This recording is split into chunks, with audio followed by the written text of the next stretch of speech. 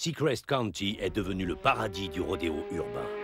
Les plus belles voitures et les meilleurs pilotes du monde s'y donnent rendez-vous. Mais la police veille. Pour être franc, ça fait maintenant quelques années qu'on a laissé de côté la franchise reine des jeux de course made in Electronic Arts. The Need for Speed fut le monument vidéoludique des années 90. Paru sur 3DO en 94, ceux qui ont posé les mains sur ce monument ne s'en sont jamais vraiment remis. Un bond dans le futur, voici ce que l'on avait vécu à l'époque. Un départ tonitruant pour une longue dégringolade qui a duré 16 ans. Certes, il y eut quelques coups bien gérés par le géant américain, la mode tuning des années 2000 en fut un exemple, mais au fil des sorties et des ratages, il faut bien l'avouer, la série avait franchement perdu de sa superbe. Un côté bling bling et surfage de mode qui a fait oublier l'essentiel, les sensations derrière le pad.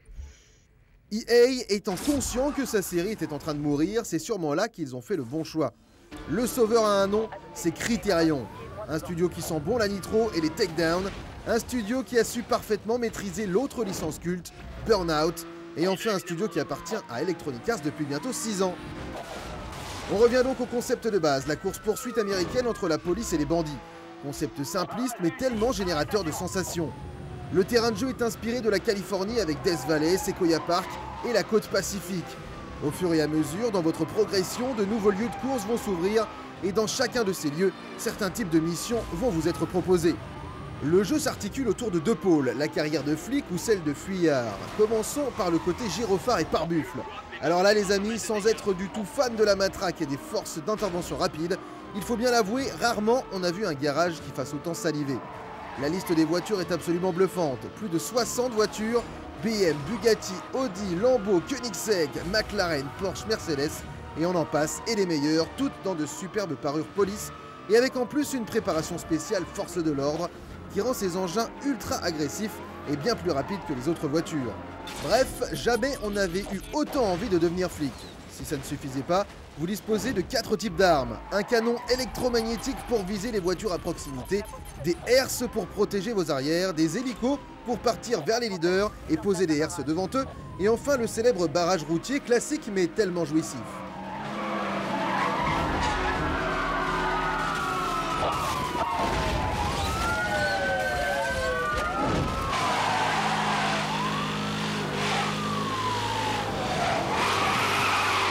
Mais il n'y a pas que de la course-poursuite. Souvent, on vous demandera de vous rendre d'un point A à un point B, du contre-la-montre tout bête. C'est l'occasion de vous parler un peu de pilotage. Oublions toute notion de simulation avec des voitures qui se dirigent au doigt et à l'œil. On notera bien des efforts de différenciation entre les véhicules, plus ou moins pâteaux et faciles à faire partir en drift, en plus d'être plus ou moins performants bien sûr. Hot Pursuit ayant par ailleurs un petit côté flirtant avec Ridge Racer ou Outrun, avec ses longues courbes pour déraper des mètres durant et des tracés souvent assez larges. Dommage toutefois que ces derniers manquent un peu de folie et se contentent parfois d'interminables lignes droites, où il faudra néanmoins rester concentré pour éviter le trafic.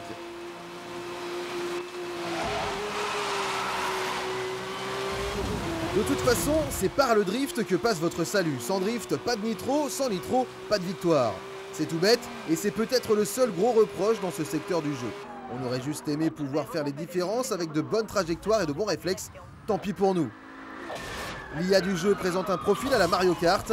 Comprenez qu'en position de leader, elle lève délibérément le pied, mais qu'il est très compliqué de la distancer. Elle possède également une facilité déconcertante à drifter au point qu'on la trouve vraiment trop cheatée, glissant sans perdre de vitesse, ce qui n'est pas votre cas. Cependant, sur la longueur, son niveau est relativement équilibré et la quinzaine d'heures nécessaires pour voir le bout du solo ne met aucune incohérence en avant. Mais la force de Hot Pursuit, c'est sans doute sa vitesse d'animation et les sensations de vitesse qu'il procure. Plus rapide encore qu'un Burnout, le jeu profite du profil hors norme de la grosse soixantaine de voitures de série qu'on conduit pour bluffer le joueur à la moindre utilisation de nitro. Cette maîtrise technique est renforcée par la présence de conditions météo qui confèrent aux poursuites une véritable authenticité, modifiant parfois carrément la progression. Le champ de vision est ainsi très restreint de nuit, alors qu'un bitume détrempé permettra au leader de pourrir la course de ses poursuiveurs, masqués par les rejets de flotte par les pneus arrière. Dans tous les cas, la performance visuelle est saisissante à grande vitesse, et ce malgré quelques textures d'arrière-plan un peu bâclées et un aliasing assez présent sur la PS3.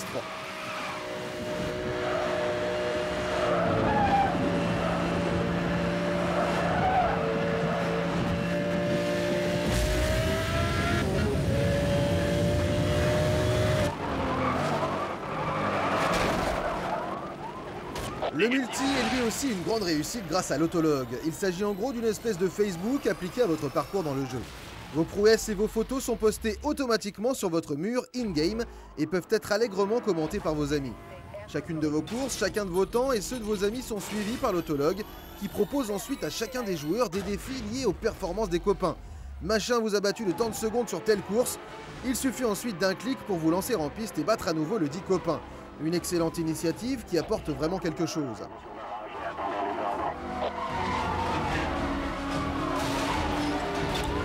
Bref, vous l'aurez compris, dans son secteur dit gros blockbuster arcade américain tape à l'œil fort en sensation, rien à dire, ce Need for Speed reprend avec la manière sa place de numéro 1.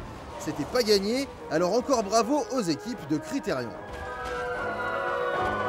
Ici unité sur barrage, s'il vous plaît.